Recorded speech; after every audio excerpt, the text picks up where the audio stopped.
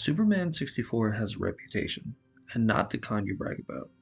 I never grew up with this game, never owned it, never rented it.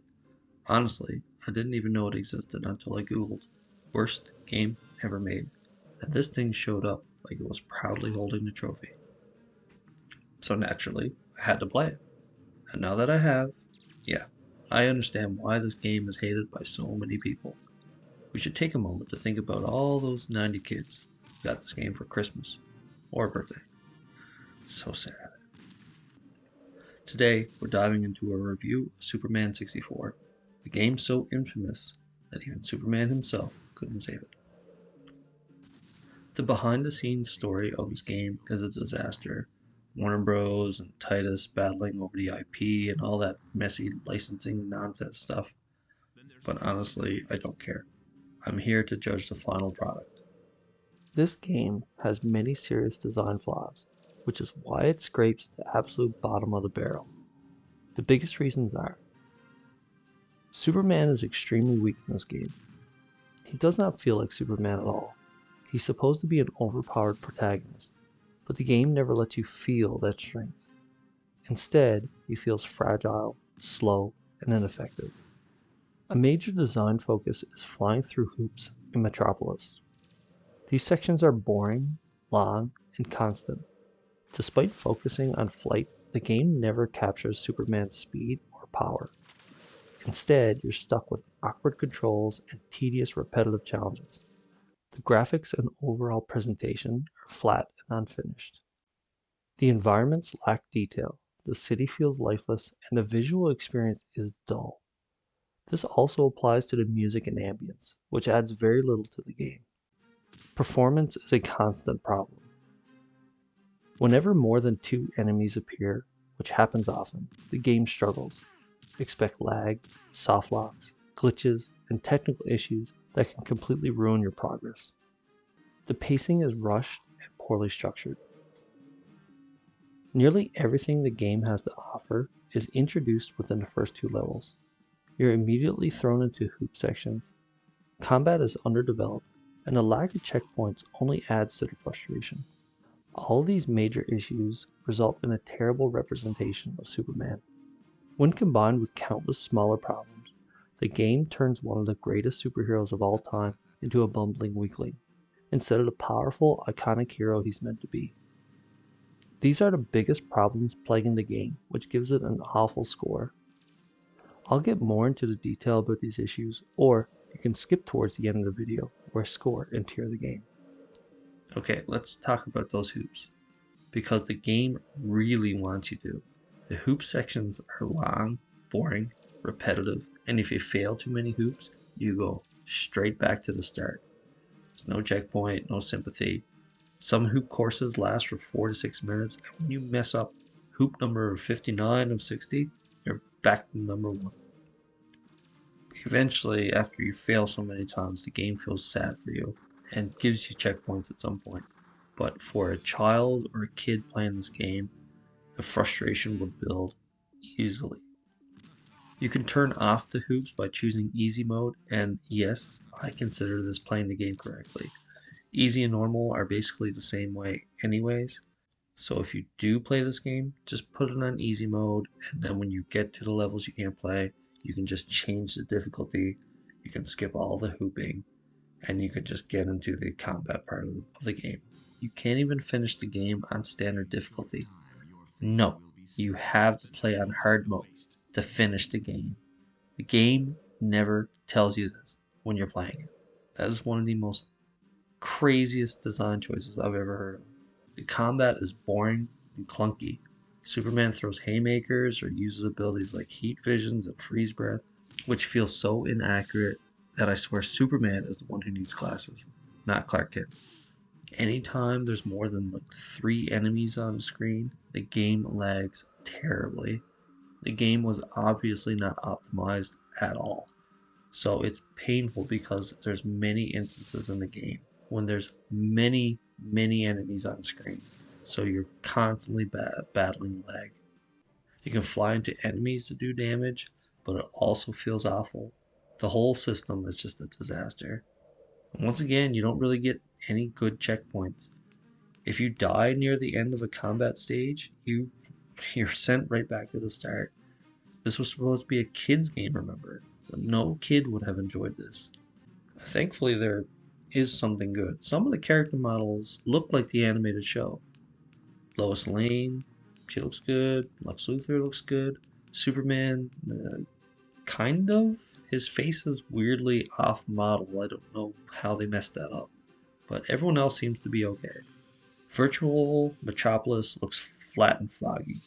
When I was playing this game, I thought, why didn't the developers just expand Metropolis and make this the game?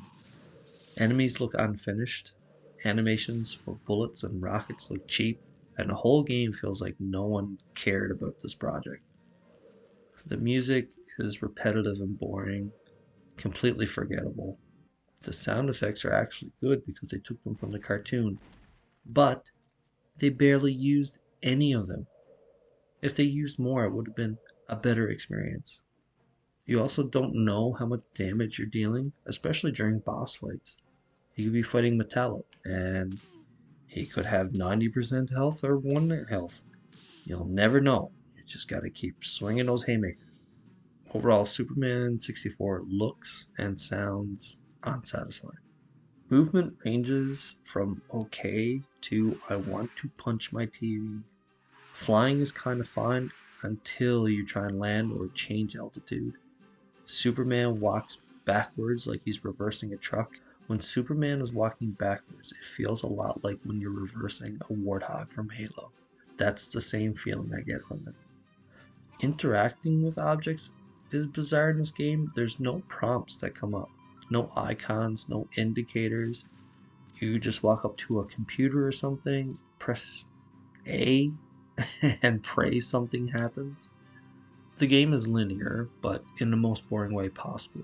Your main objective is rescuing your friends, but you spend a huge portion of the game doing meaningless tasks like saving virtual civilians or killing robots. The first 2 levels introduce every mechanic in the game. After that, nothing changes. There's no character development, no new abilities, no sense of growth. Some hoop levels drag on forever, and the mission structure needed more reinforcement for kids. This game feels like homework. Most enemies in the game are stationary soldiers or generic robots. Even boss villains are mishandled. Metallo, Parasite, Brainiac, Darkseid, they appear, but none of them get meaningful battles. Darkseid, literal god tier villain, is easily defeated and then arrested by cops. I mean, what? He gets thrown in the back of a cruiser. It's, I don't I don't understand. That's just insane. Enemies are bland and underdeveloped. The game feels kind of long only because it's so frustrating. Hoops drag on, stage levels drag on, dying resets progress.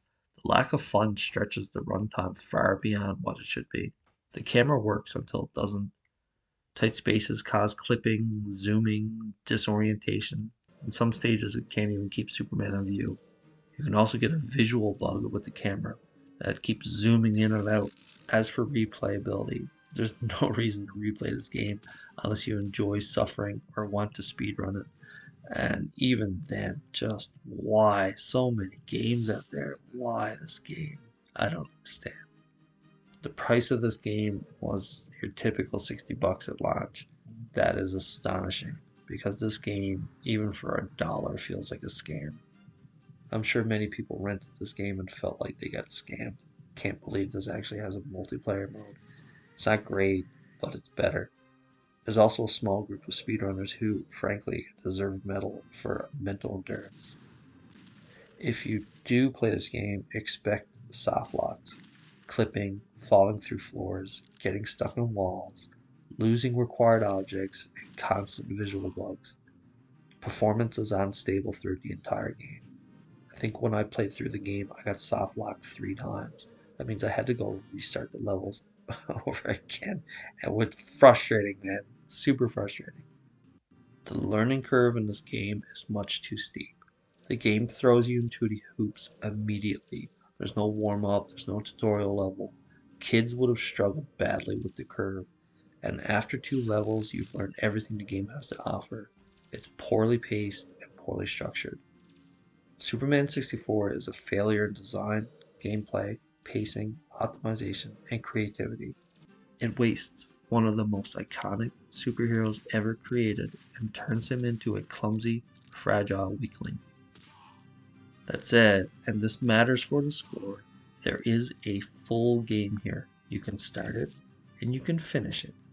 There is structure, objectives, levels, enemies, bosses, and an ending. It's not a broken tech demo and it's not literally unplayable. It's just bad. Very bad. And because of that distinction, Superman 64 avoids rock bottom.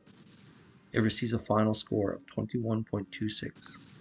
This places it into the F category of my tier list, which means it's a terrible game and you shouldn't waste your time playing it. Many classic games are getting remakes for modern consoles. If any game deserves a true remake, it's this one. Do Superman some justice. Remake the whole game. If you like this video, hit like and subscribe. If you're curious about playing this game, just don't. Move on to something better worth your time. Thanks for watching.